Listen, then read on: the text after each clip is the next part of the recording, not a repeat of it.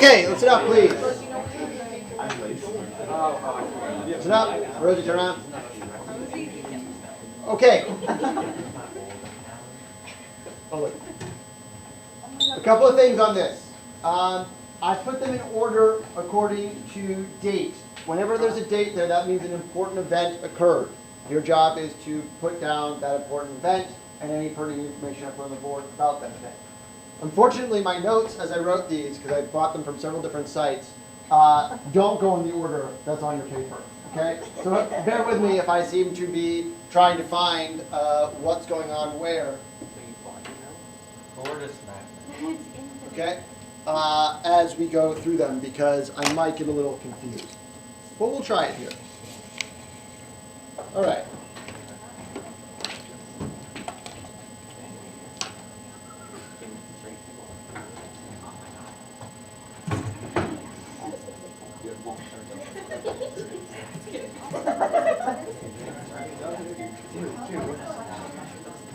When's the lecture test?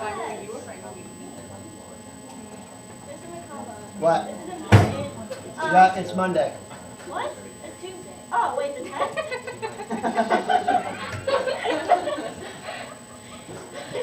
Oh, dear. Oh, dear. Wait, so wait, the test. Good, yeah. Is that, okay. So it's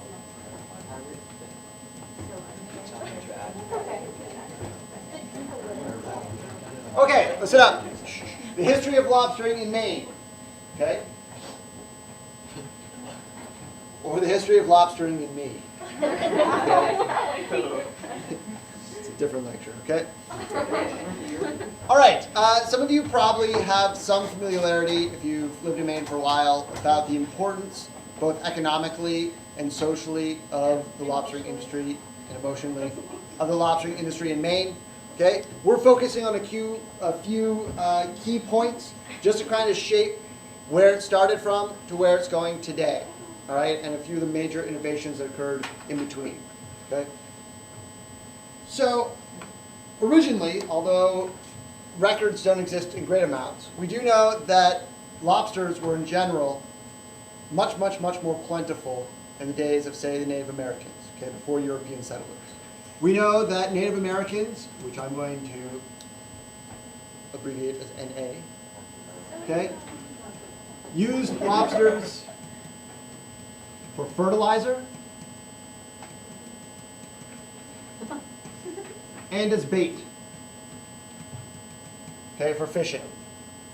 Lobsters were much more prevalent, okay, along the coast. In the tidal pools, they were closer. We know historically they were closer inland to shore, so they could be gathered by hand. Tide goes out, lobsters are there. How many of you, while walking along the beach in Maine today, or in your lifetime, have found lobsters the size that you might eat in tide pools or on the shores of Maine? Neither have I. Okay?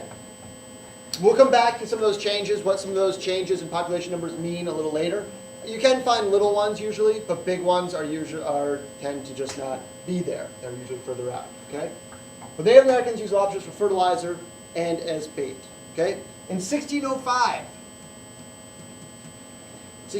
was the first recorded lobster catch. This would have been somewhere around the very first settlers of the New England coast. Okay? I don't know who exactly recorded the first lobster catch, but one of those original European parties caught lobster, okay, and recorded it in their journals or their notes.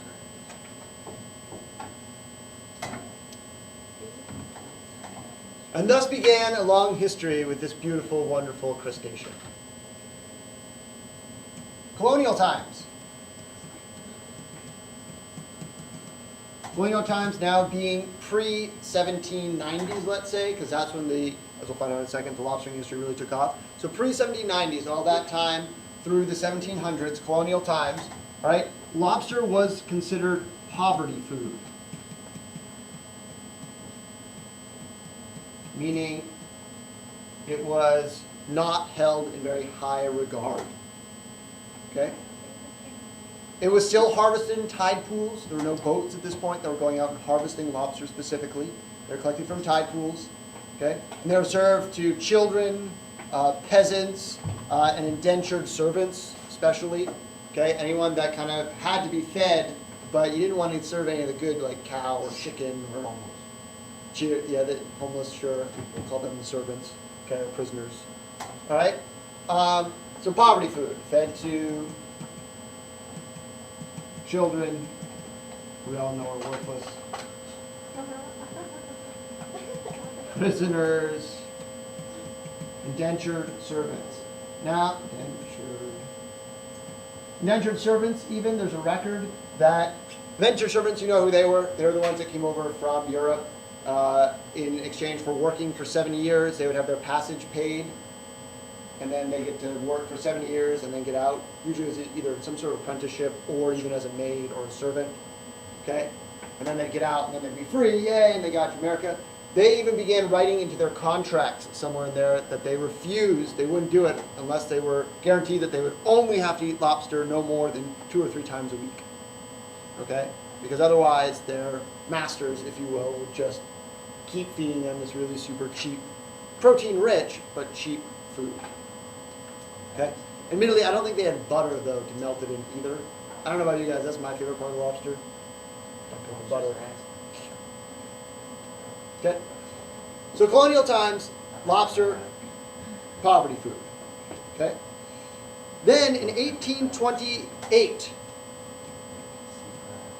somewhere around the end of colonial times, right, post-revolution, early 19th century, things began to change in terms of the view of lobsters. Suddenly, they began to be seen more as a commercial catch. Still not given the attention that other agriculture or crops or cows or sheep or any of that stuff were given. But they began to be seen as a viable food source, not just for the weakest members of society, but actually as a sustainable harvest. Right? And so in 1828, believe it or not, Maine passed its first of several laws banning out-of-state fishermen.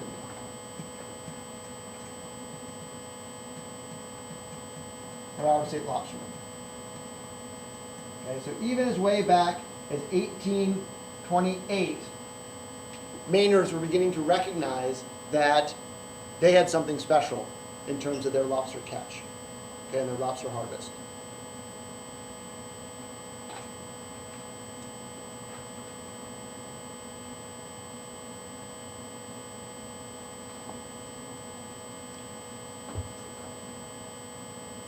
And we still don't like it when people from Massachusetts come here.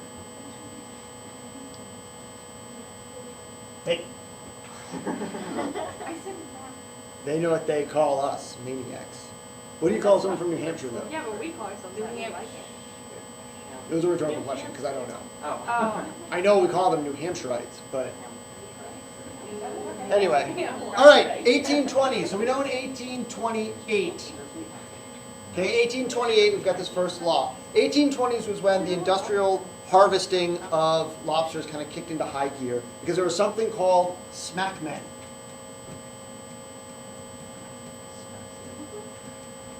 Okay, smackmen.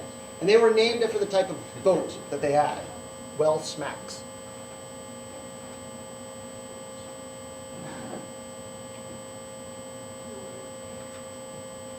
Smacks were small fishing vessels that they were the first boat with like a live catch tank in the middle of them. Okay? They were small boats with a hollow area in middle that let water in. That makes it sound like a terrible boat. But what that really means is not a hollow area like that let water into. This upper part is down below. Okay? Below that let water in equals live tank. Okay? And this meant then that lobsters could be harvested and kept alive and therefore shipped now to other parts. Now suddenly it became a valuable or viable commodity on the economic market. Okay, it was no longer now like, oh, you went down to the shoreline and you caught this creepy, spiny, tingly thing. Creepy, spiny crustacean, okay, and brought it back and fed it to everyone you didn't like. Now it could be harvested in larger numbers and actually shipped to other ports, okay, up and down the East Coast. And this was a huge advancement. Okay, and this was really when lobster began to really be seen as something more than just an easy meal. It was something that could be enjoyed. Okay? And it was this smackman. All right, next, 1836. Demand for lobster skyrockets before the Civil War. All right? Demand for lobster goes up and passes abilities of smackmen to keep up.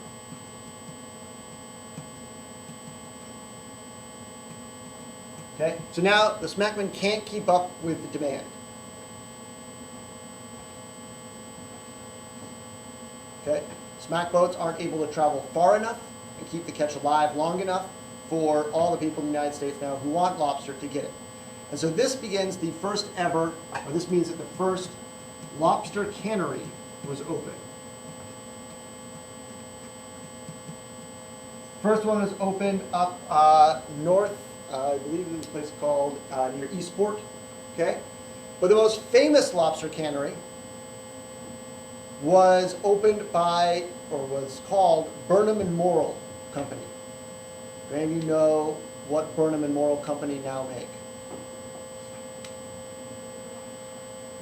What are the first two letters of those two names? Oh, beans. B&M. B&M Baked Beans started as a lobster cannery. If you've ever been to Portland, you know as you come off 295 there, you got the big B&M factory down there. They were the largest at the time, or one of the largest lobster canneries. That's what they started. Eventually, the lobstering industry, as we'll talk about in a second, couldn't support a cannery, so now they're called B&M, which is ironic if you know what else B&M stands for.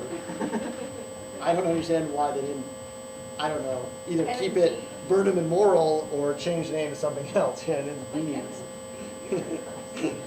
Oh, that's fine. Okay.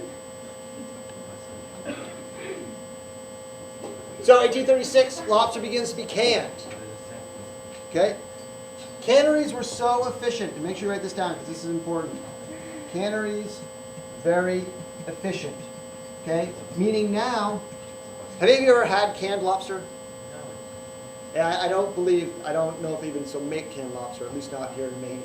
Because certainly there are better ways and different ways of keeping lobster meat much fresher. I can only imagine that it would be really gross. But maybe that's just me. We're so efficient, okay? They literally brought down the overall size of the catch. Okay? In 1860, and this is not the notes for 1860, just this all goes under canneries. 1860, the average catch, okay, was around 4 to 5 pounds. A lobster, like the average lobster caught and canned was 4 to 5 pounds. How many of you have ever purchased lobster for yourselves or for your family? How many of you ever worked in a store that sells lobster? Okay. What is the average? Do you know what the average today's lobster that's sold commercially is? Anyone know? What? 12? No, not 12. It's around 1.5 to 2.5 pounds. Okay? So 1860, it was 4 to 5 pounds. Okay? 4 to 5 is the norm. And in fact, less than 2 pounds were discarded. They were tossed away. They were considered worthless. That's how large these lobster were at the time that the average caught it. And I'm going to come back to this because this is important. Okay? So in 1860, the normal average weight of lobster being canned was 4 to 5 pounds. And in fact, lobsters that were less than 2 pounds were being thrown out, not even being bothered. The lobster cannery were so efficient that by 1880, 20 years later, basically in 20 years, they almost decimated the entire lobster population of Maine. By 1880, okay, they were canning lobsters as small as half a pound. Okay, 20 years. Half-pound lobsters.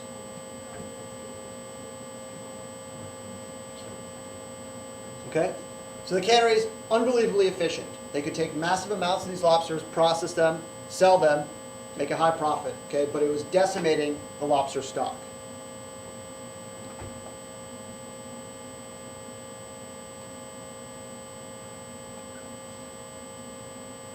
Questions on any of this? What was the last word say? Lobsters canned. Come on, how can I tell it? But the Canned. 2 pounds, greater than 2 pounds or the So again, 20 years. What this is saying was these were so efficient.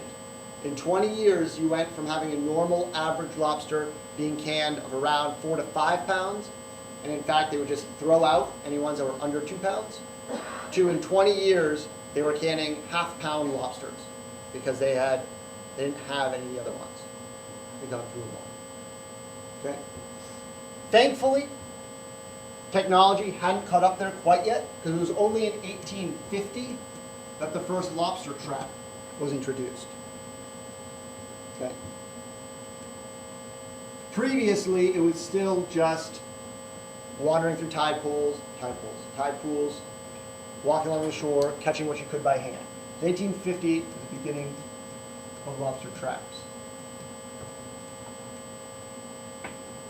So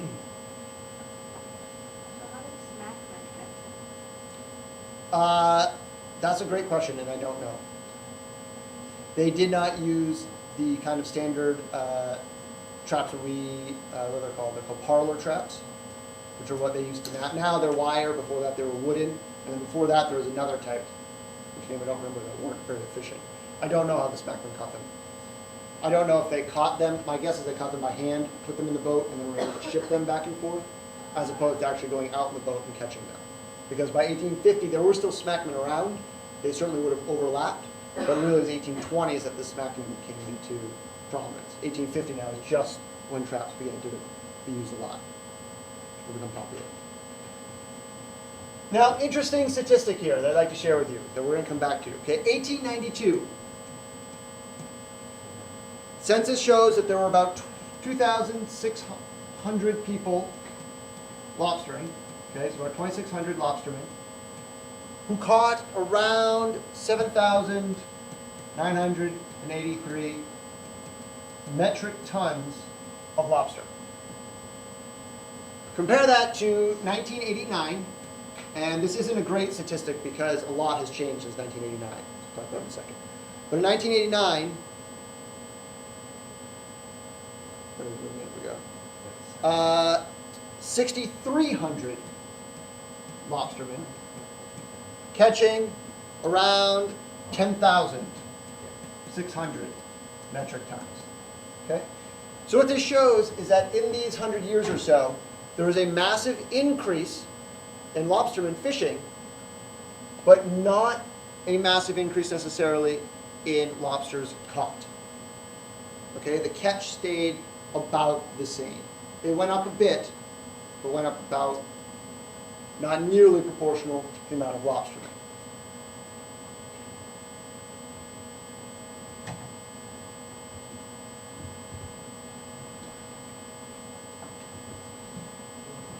Okay. Now that traps started to begin used, okay, the canneries had already far exceeded, all right, where lobster could be sold. Smackmen had kind of exhausted their share. It was not until 1875 now that the first lobster pound on the island of Vinyl Haven was opened.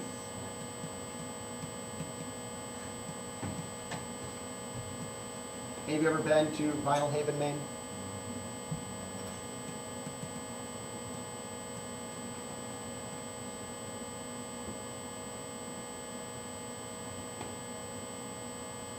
Now, a lobster pound,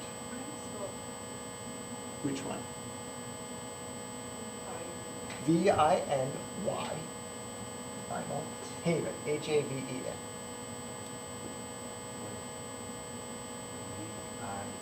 N-Y-L, Vinyl Haven, H-A-V-E-N. Now, lobster pound is important because this introduced the idea of dealers, lobster dealers, middlemen. Okay? Because now with a lobster pen where you can just store lobsters, you can do two things. You can A, hold on to lobsters until the price of lobsters gets higher so that you can then sell them for a higher profit. And you can catch lobsters that are soft shelled, okay, and you can allow them to wait until their molting is complete and for them to be hard shelled to make them more desirable. Okay? Previous to this, you couldn't do that. In a smack boat, the lobsters couldn't keep that long. You might be able to keep for a trip down to Massachusetts, but they weren't going to stay alive long enough for the price of lobster to change. Okay? In my office is one of the best. Or you just use a paper towel. Okay? All right, so lobster allowed, we're just going to say allowed for dealers. Okay? Because now there could be middlemen between lobster men and the public. And these still exist today. If you ever go to a place, even Shaw's or Shop and Save, okay, Harbor Foods, Harbor Fish, any of those places, okay, are going to be, those middlemen between whoever's catching them out in the boat and whoever's buying them for the dinner table.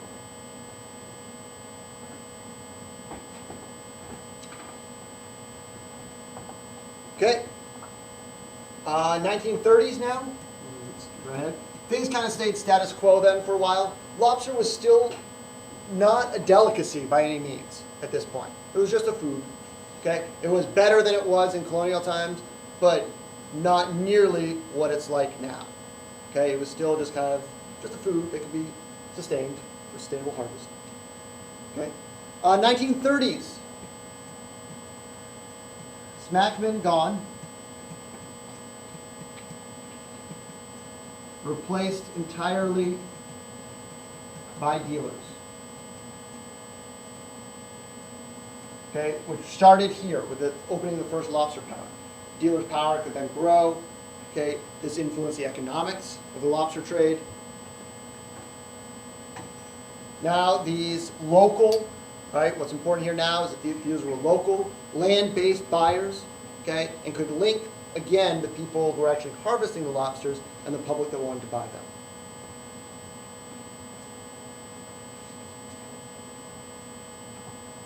Okay.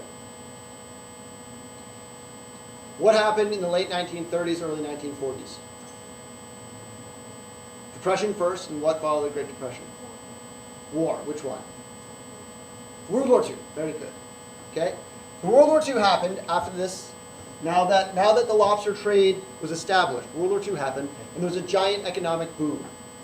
Okay. All of a sudden, people had money again, and people wanted to spend it. And this is when lobster became the delicacy that it is today. All right? World War II, I don't have this on here. This would be the 1950s to 1969. Okay? World War II made lobster a delicacy.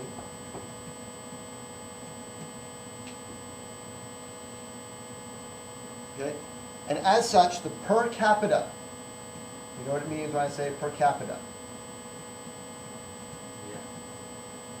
Okay, per capita, per person. Lobster consumption.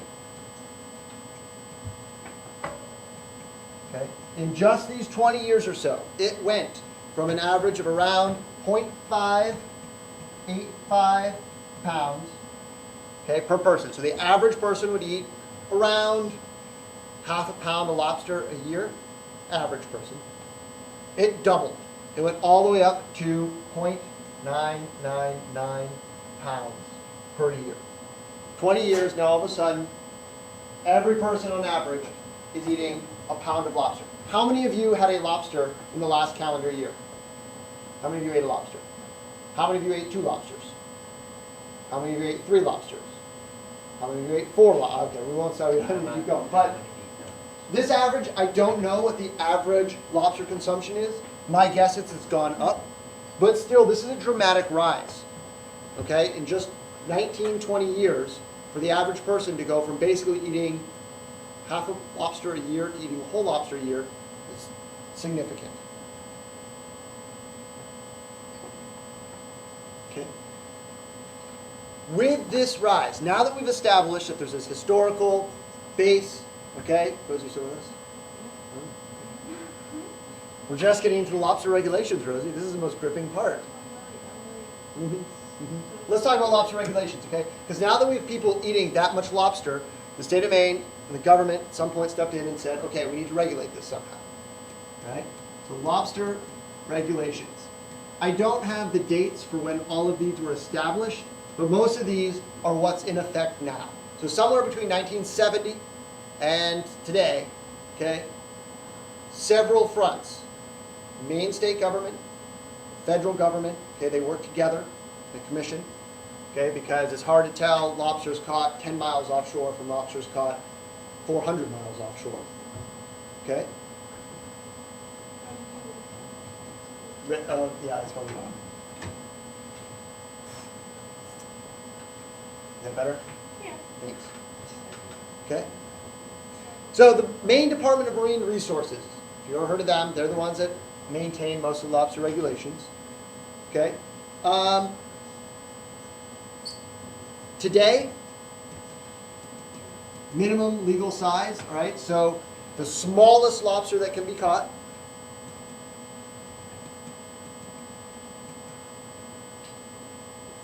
is 3¼ inch carapace, which is basically the measurement from their eyes to the tip of the tail. 3½ inches carapace, not to the tip of the tail, from the eyes to the back, start of the tail. So carapace. Yes, I can. Carapace, C-A-R-A-P-I-C-E. C-A-R-A-P-I-C-E, carapace. Carapace.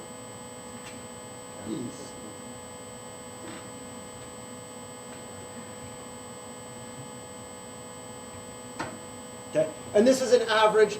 This size lobster would be about 1¼ pounds. Okay, on average. That's the smallest that you can catch. Anything lower than that needs to be thrown back. And if you've ever been lobstering, you'll see lobstermen have this little tool that's like a U shape, which is exactly 3¼ inches long. So they can just put it right on the back of the head, and if the back is over the tail, then it's too small. If the tail goes past the extender, then they can keep it. Okay? There is a maximum size, though, too, which is around 5 pounds. 5 inches. What was that? I'll tell you one in just a second. Let me write it down before I forget. Okay? Max size equals 5 inches. Here's the reason being, okay? And these came through lengthy negotiations with fishermen and scientists. Lobsters continue to reproduce and grow as they get older, okay? Lobsters, especially females, over this size, lay hundreds of thousands of more eggs. So the idea is that not only is the meat noticeably tougher after this, it's actually not that good, it's not as desirable. By maintaining certain, individuals in a given population that are over this size, you're ensuring that there's going to be breeding females who are going to produce massive amounts of eggs. Okay?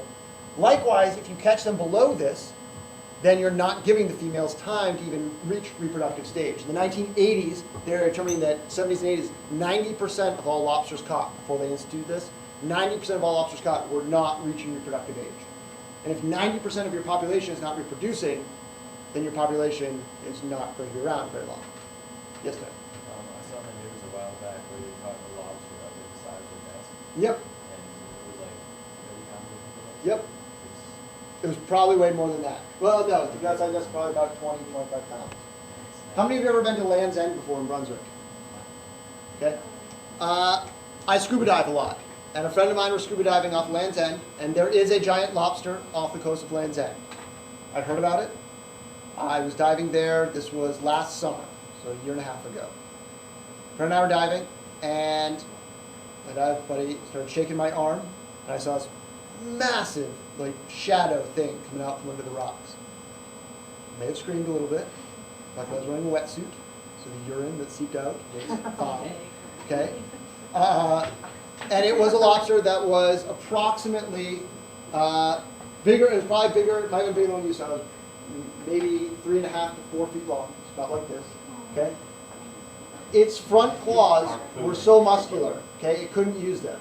It sat there like this, okay? And its secondary claws, that first set of leg claws, you know, that usually rip off dip in butter and meat, were the size of a normal crusher and pincher that you would get at hamburger shops, okay?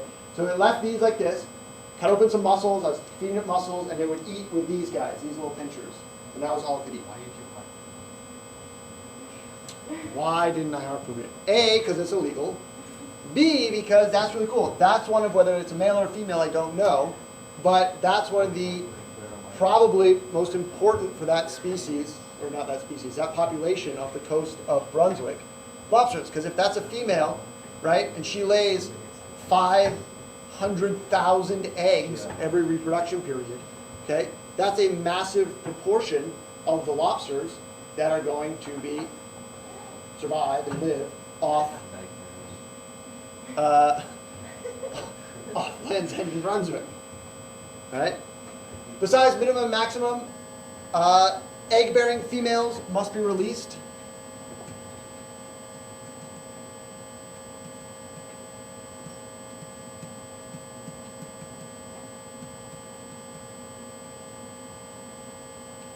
If you've ever heard of it, it is not, you must release females that are bearing eggs, but you do not have to do a V-notch. Have you ever heard of a V-notch? If you ever go out lobstering, V-notch is if you catch a breeding female. I know in Utah this happens all the time to me. Okay? They cut a V into the tail. They pinch it off. Okay? And what happens then is if another lobsterman catches that lobster, they know it's a breeding female, even if there aren't eggs on it at the time, and you're supposed to let it go. This is optional. They don't have to do that. But if you do catch one with eggs, you have to let it go. And good lobstermen know that releasing females back into the wild that can breed eggs, and you know are sustainable breeders, is a smart idea for the overall population. Okay? Which leads me to what does the future hold? Okay? The lobstering industry has forever been defined by two groups. Not forever, but recently. Lobstermen who want to make a profit, and scientists who want, lobstermen who want to make a profit in the moment, and scientists who want to preserve the overall population numbers. Neither is at fault. Both are fully entitled to their ideas. Okay? But for example, we were talking about this minimum legal size. This only came about in 1988, I think. Yeah, 1988. Before that was when 90% of all reproducing lobsters weren't, or 90% of lobsters weren't reaching reproductive age. Okay? Scientists wanted the minimum to be 3 5/16 inches because that would mean that 50% thereabouts of all females would reach reproductive age. Okay?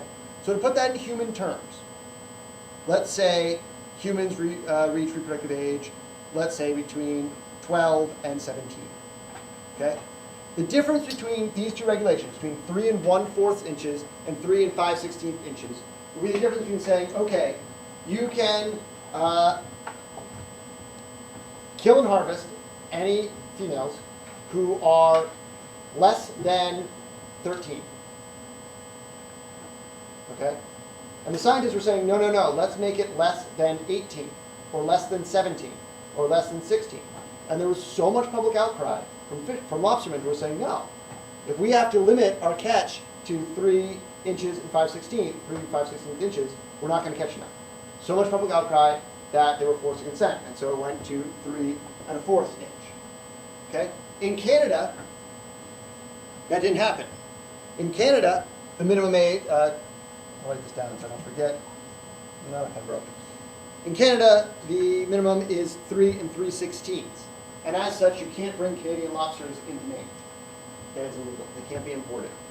So up there near, who's doing Eastport and Machias, where they're